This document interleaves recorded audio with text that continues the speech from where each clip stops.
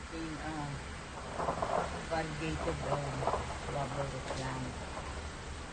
Kaya lang siguro kailangan ko siyang propagate dahil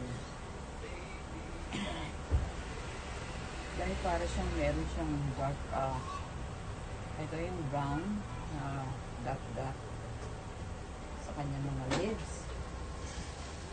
Para siyang hindi ano siya overwater o ano ba.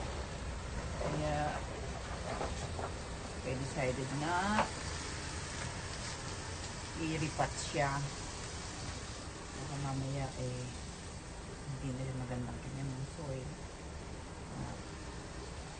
Balak na siyang hiwa-hiwalin dahil makain.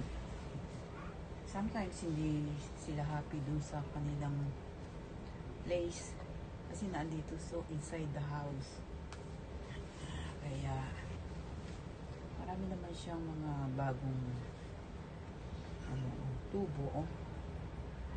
Yung mga dalawang leaves niya. Yan pa. Kaya mamaya rest muna siya dyan at